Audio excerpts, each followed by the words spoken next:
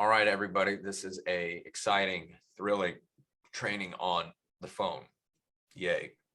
But dealing with customers, it is what y'all get paid to do. So thank you for doing it. So Shane helped me kind of build out this little spreadsheet with some talking points.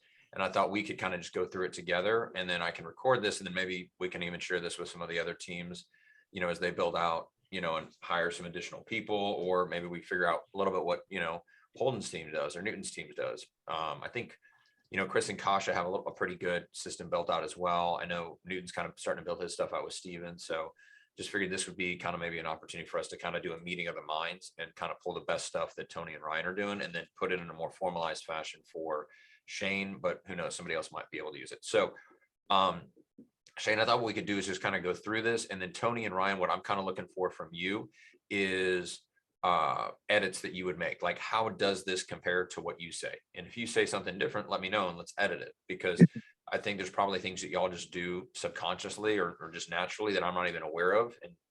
But I'd like to get that in front of Shane. Does that make sense? Yep. Yes. Makes sense. Okay. So first off, we've got an outbound call. So I would say, let's say we got scenario 1, right?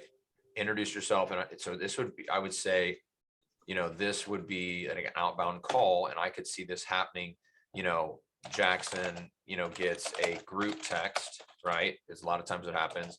Amy sets up in Jungo and sends out the intro email through, sends out the intro email, right? Because a lot of times I respond, and so my response kind of sounds like this. And I think even Tony, you've already seen it. Maybe what we could do, Shane, is I could send you a screenshot of kind of what I typically do. So that way you can maybe even put this into the training. Let me pull up one that was recent. Okay. So usually here's me and Ryan are both familiar with the right. Yeah. response. Like I say, hey, lead, it's nice to meet you. Exclamation point. Shay is an amazing realtor. So no, you are in great hands with her, and I'm honored she referred you to me, and I am excited to help you. If you can provide your name and your email address, I can send you an email with the steps to start it, and we can schedule a time to chat. Does that sound good? P.S. Here's a video that explains the next steps. And then you can watch the YouTube video, and it kind of explains that step 1 is you can apply online, or the pre-approval specialist can help you apply online. The pre-approval specialist will be reviewing your documents and scheduling you for a loan consultation with me. So then they respond back, and then usually I say, oh, great. Thank you so much for responding. I'm excited to help you. I will send you the email shortly. Are you comfortable applying online, or would you rather go through the steps over the phone? And then I usually then kind of tee that up, over to the person. So then my thought is, now my question to you, Tony and Ryan, is, do you think that is the best way to do it? Should I go ahead, and mention Tony or Ryan at that point?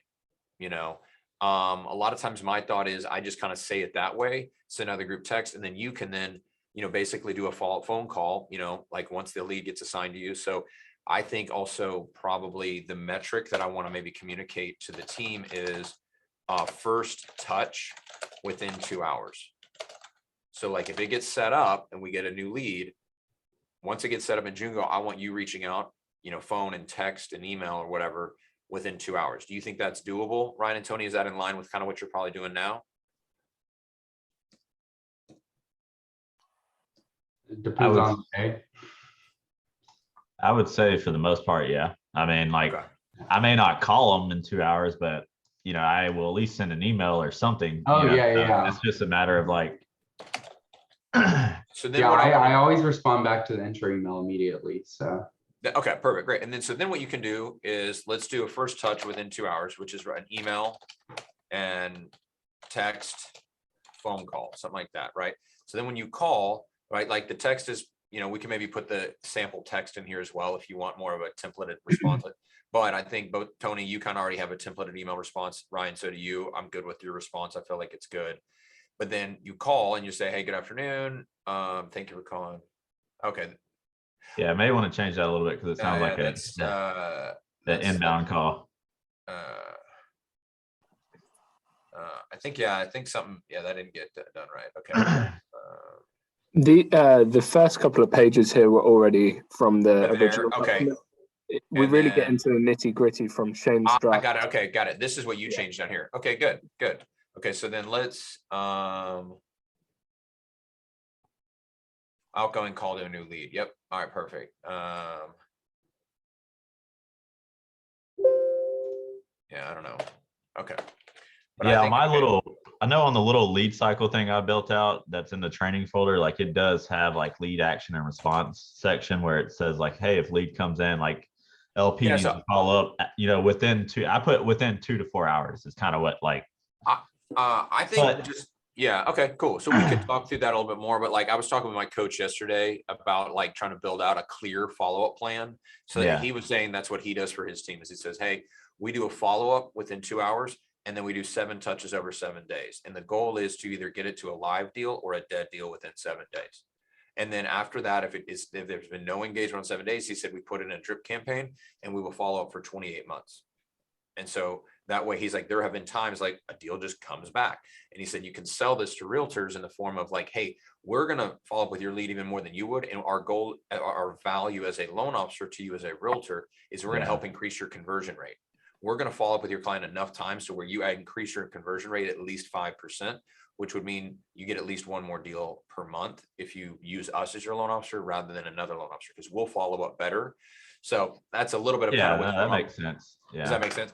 So, hey, this is Shane with Jackson Thomasine and Summit Funding. Jack's asked me to reach out to you. I can reach out to help get the pre-approval started. This is now a good time. You can complete it by either clicking the link and then get a start email, or I'm happy to go through it with you on the phone whilst I have you on the phone, right? Which is great. So, Ryan, how does that compare to you, Ryan and Tony? Do you have any edits on that, or you feel like that's a good kind of gives you, I mean, you don't have to say it word for word, but it kind of gets the gist of what we're trying to communicate, right? Which is like, hey, we're here to help you get the pre-approval process started. Tony and I kind of agreed that we like that a little bit more, that verbiage. And then you can complete the pre-approval process on link, or I'm happy to do it right now, and you have to use the word whilst. You can. Yeah, that's right. Exactly. That's mandatory. Whilst I have you on the a few minutes to do it right now. I think adding that question right there, like that we want to kind of almost assume, try and getting over the phone, because I would think we probably have a higher conversion rate if we take the loan app over the phone, because you just are able to build a little bit more rapport and relationship with them. What are y'all's thoughts, Tony and Ryan? Would you change anything on this? The only thing I'd probably change is I like to say, hey, this is Ryan with the Jackson Thomas Mortgage Team. Your realtor so-and-so referred you over to us to get pre-approved for a home loan. Jackson's actually in meetings back to back today, but he wanted to make sure that you're taken care of. So he asked me to give you a call. So I just like to mention that you would have called, but you're in meetings back to back. You know what I mean? Okay. Yeah. Referred us to us. You said your realtor referred you to us to get pre-approved for a home loan. Home loan. Jackson. Jackson is in meetings back to back today, but he wanted to make sure that you were taken care of. Make sure you got. Make sure.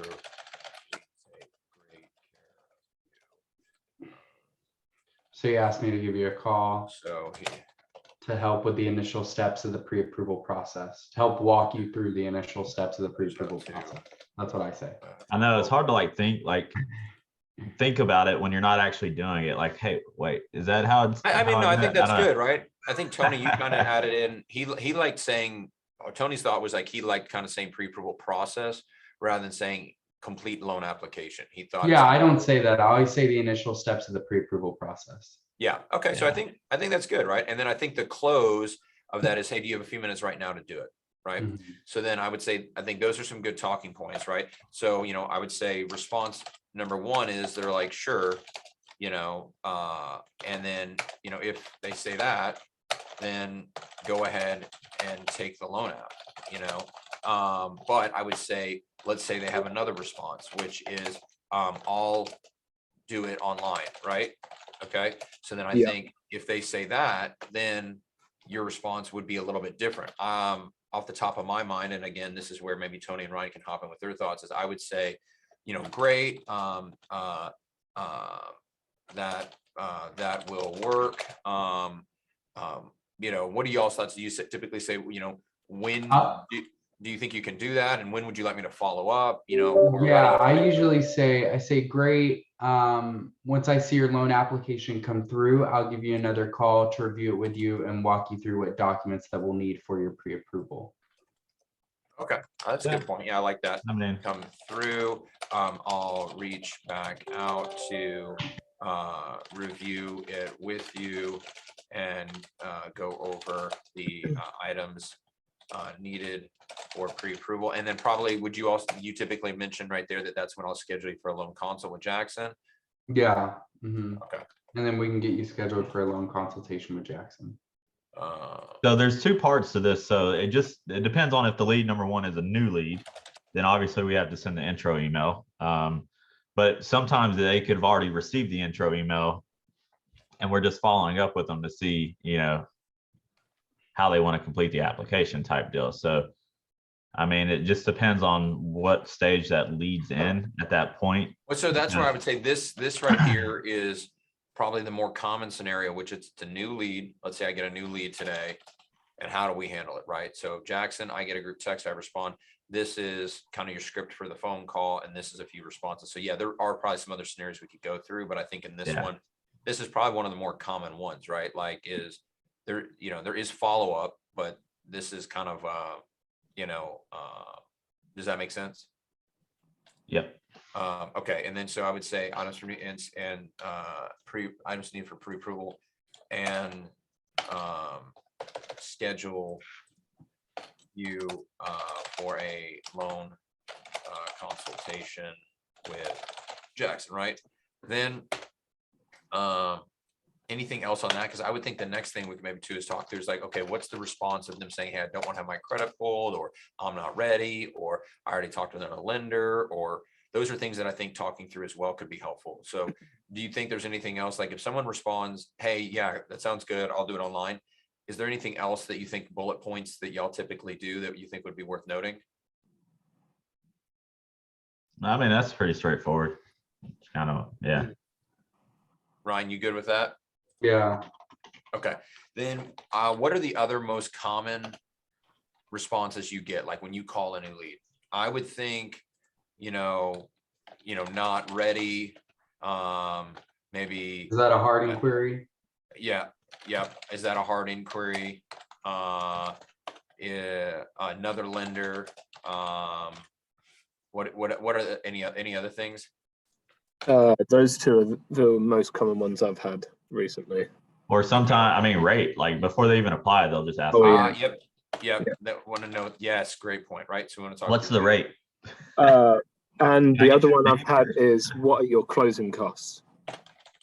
That actually happened yesterday to me. Yeah. Great. I'm like, okay, great. Okay, cool. So then I think what we want to do then is let's, as a team, you know, I mean, like y'all obviously do a good enough job overcoming this stuff because that's why you have good conversion. But I think we could obviously aggregate some best practices and we may be able to share some additional resources. So like, you know, for example, I've always had a standard response on hard inquiry of yes, it's a hard inquiry, and yes, it's required to get your pre-approval done. And I would recommend it if you're buying a house in the next 4 months. That's kind of my go-to response. But with the new company, like they have an ability to do a soft inquiry, pull just TransUnion, and you can still run Fannie Mae. And so we could technically do a soft inquiry and still issue a pre-approval. I'd never heard of that. I didn't even know that was available, but that's new information to me. My entire career, I've done it one way. So I don't like that. Yeah. So, well, what I would say is one of the things that it helps is we're only pulling one credit report, which I checked with Lisa Lemons and Lori Moore yesterday. Technically, Fannie Mae only requires one credit report to submit to sell a file. You don't even have to have the two other pulls.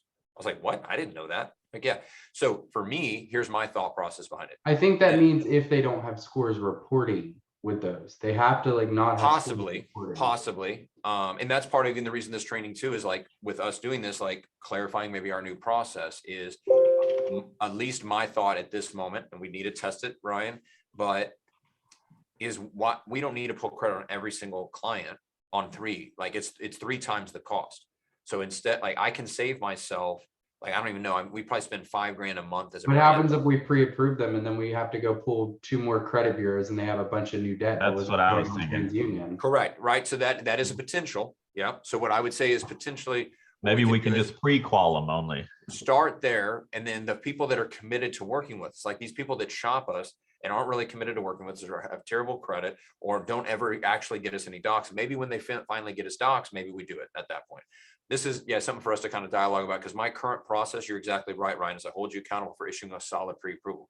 But when I was kind of talking with a few other people, they're like, hey, these people are wasting your money, Jackson. In a year like 2022, when if you can save some money, like this year will be a little leaner in terms of profitability. So like potentially what we do is, we get a little tighter on appraisals, making sure we collect those every time, because there's tons of clients last year we forgot to get the appraisal because they canceled because the appraisal came in low on a refi or whatever, or things like that pop up. So little things that I could do potentially. But either way, I think for now, I just wanted to put that on your radar. The tips that I have always said to people when it comes to hard inquiry is, and I think Ryan, you kind of already know this because we've talked about it a couple of times, is I have, these are kind of my go-to responses on credit questions. So let me put this in here. And Jackson, if you go down to so response 4 and 5, I had last week. You already have a few. And I Okay. put it in objections in the other tab. So you could copy and paste that up and see what you think to that. Perfect. That's great. That's very helpful. All right. Okay. Also, another point to the whole soft inquiry thing. It worries me too, because a lot of our business is based on credit repair. And if we can't catch that ahead of time, and then we find out later, it's going to like put us more in a bind. Yeah, those are completely valid questions. And what I would say is we'll kind of make decisions as a team as we kind of evaluate this. So we can stick with the current process for now. But I just wanted to kind of put on your radar a little bit of what I'm, one thing I was kind of considering as a possible change, just to, maybe test out, because if it could save us some money, that we can then put that money elsewhere, like potentially create a better, other opportunities, in the branch to either hire people or pay people more. I don't know. But so these are kind of responses I had. I've already had my credit pulled, and I don't want to have my pulled again because it will hurt my score. I have some screenshots that I save on my phone. I don't know if it'd be helpful for me to send it, but my FICO clearly shows that a credit inquiry only impacts your score by 10%. So it's not a huge impact. And then any credit pulls within a 30 to 45 day period of time there's no negative impact. So were y'all all aware of that? Is that something that y'all typically respond to? Do you respond any difference? Yeah, that's right. Yeah. Sometimes I also say, okay, well, I don't know if you've ever like applied for a mortgage, but I know it is really different than, applying for an auto loan, which most people have done at that point. And whenever you apply for an auto loan, when they pull credit, usually takes about 30 points or so. However, with mortgages, I've seen around 5 to 10 points. So it's not nearly the like commitment as it is for an auto loan or an auto inquiry. Yeah, no, that's a fair question. Like what I typically do, is my FICO hard inquiries. If you go here and just Google that, I'll send this to them with some screenshots. And the first thing it kind of says here is a FICO score only are considered for 12 months. And they, where is it? They only affect 10% of your FICO score is made up of credit inquiry. So it's not a huge impact. Then it says here, for the FICO scores calculated from the newest version, the shopping period is 45 days. And it says right here, if you find a loan within the shopping period, it will not affect your scores at all. So like I'll, kind of use this as something to kind of validate what I'm saying for those people that are maybe a little more skeptical. So, so let me. Tony and I found one from Consumer Finance Bureau that actually said 45 days. So I think that's good. This one says basically this says, what is it, 30 days right here. And then if you scroll a little bit further down, it says for the newest scoring models, it says 45 days. So okay, that's cool. But yeah, I would say pulling stuff for Consumer Bureau is good too, right? So I said, I'm not having my credit report. Is this a hard inquiry? I say, my first thought is, hey, So Ryan, are you considering buying a home in the next 4 months? And if they say yes, then I'm like, okay, well, then I would recommend we go ahead and have your credit pulled, because a pre-approval is good for 4 months, and you cannot make an offer on a home without a pre-approval letter. Is there any other talking points that you think would be good, worth noting there when you get run into that question?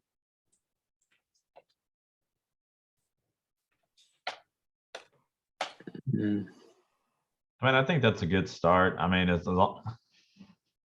I'm trying to think. Sometimes, like, I just, when you're in the moment, you say things like, I don't know, like. Well, yeah, and that's the thing is, So like, I'm like, when you're trying to actually think to go back what you say, it's hard. I don't know, but those are good talking points and the most common. So. okay. So what happened to me the other day with Victor, I had that same question and he would not budge on it. He was like, I'm not letting you pull my credit. And so I then just went, okay, I'll give you some answers, but first let me get an application in. By the time we got through the application process, we built up enough trust. He was like, go ahead and pull the report. And so I think that's sometimes good. And he said to me, I always make it the last thing that I ask for, because then at that point they've given me all of their other information.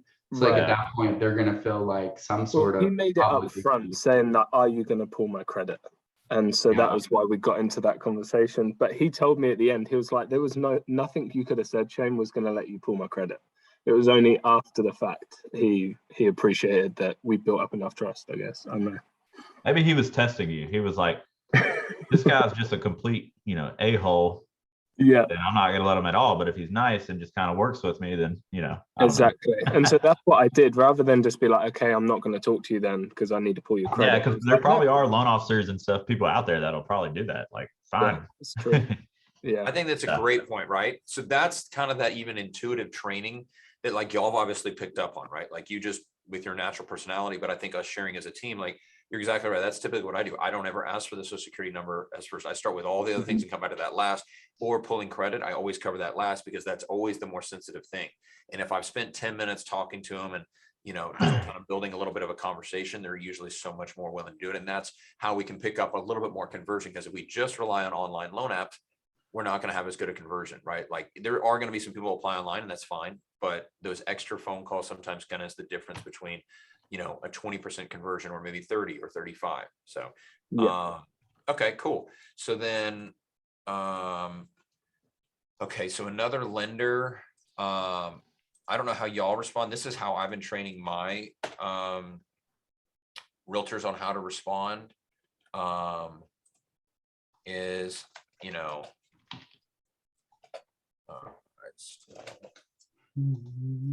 I tell them to get a second opinion, but obviously we might say it's slightly different. I'll say that's a great step in the right direction. I appreciate you being proactive.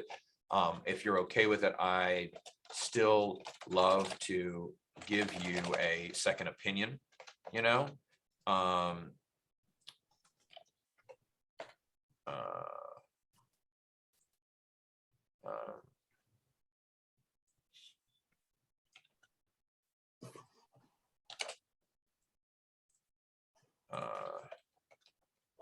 your realtor understands that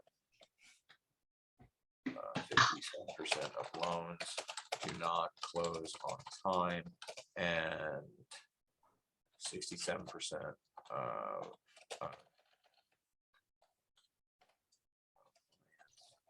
experienced a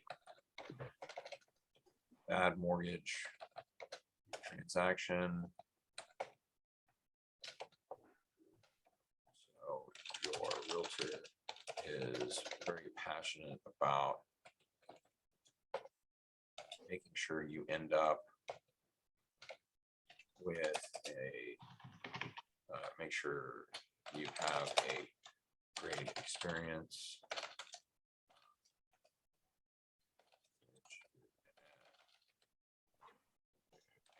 And wants to put you on the spot to get your offer accepted.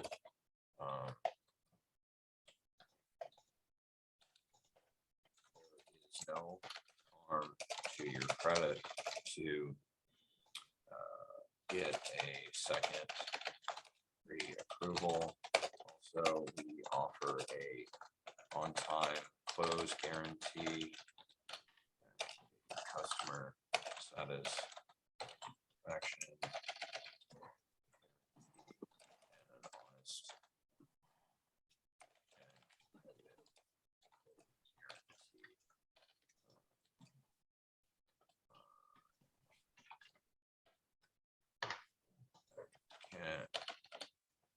yeah, so I don't know, that's kind of some talking points I would put together. I mean, you may say slightly different or maybe not use all of that, but what are your thoughts on that?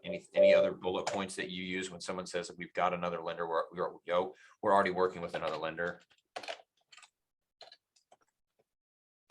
Yeah, I think typically it's just trying to, like, you know, hey, it doesn't hurt to get a second opinion. You know, your realtor referred you to us because she trusts us and knows, you know, well, yeah, I think what you covered. And then, I mean, I honestly say, like, I feel like that's usually not, like, we don't run into that one as much as some of the others. Oh, really? Because Okay. if someone's shopping, they're shopping. So they're, Yeah. you know, they're talking to multiple lenders, and most of the time they kind of say that up front.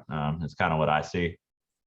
But I think that's good. Yeah, just kind of, you know, just offering a second opinion. It doesn't hurt, you know, just building the triangle of trust, referring back to that a little bit. And then also, you know, just kind of stating some of the facts with, you know, most lenders screw things up essentially. Okay, cool. Well, I think we can kind of go ahead and get started with our morning meeting, but was this helpful just to kind of go through some of this stuff? I mean, some of it's a little bit more secondhand. You're doing it already, but you know, my thought is it helps Shane get a little bit more trained up, but maybe also helps me understand a little bit more what you're saying and give you some feedback on that. So anything else y'all want to It's go super through? helpful for me just to see that, just to kind of go through it, just every scenario, how you want us to approach it. So I appreciate it. Cool, awesome. So Yeah. why don't we do this? I'll record this. That way, if y'all do want to come back and listen to it, Shane, and then you've got the Google Doc. And I think we just keep working on this, Shane, because so. one, I think us building this out, right, so that we continue to build something that for the branch is really usable. In my opinion, like I can really help other teams, like whether it's Steven or Chris or Kasha. I know there's certain things that Chris does really, really well. I know there's things that Tony and Ryan do really, really well, but like nobody really knows about it. You know, like you just do it naturally. So I'd love to be more aware of what you do so I can call out the things. Oh, hey, you're doing a great job of that, Ryan and Tony. Or, hey, like actually tweak it slightly here. You know, this is the way we're going to do it going forward, potentially if we end up making some changes. So that way we're just all on the same page. So awesome. All right, let me hop out of this Zoom meeting. I'll see y'all in the Teams meeting in a second. Okay.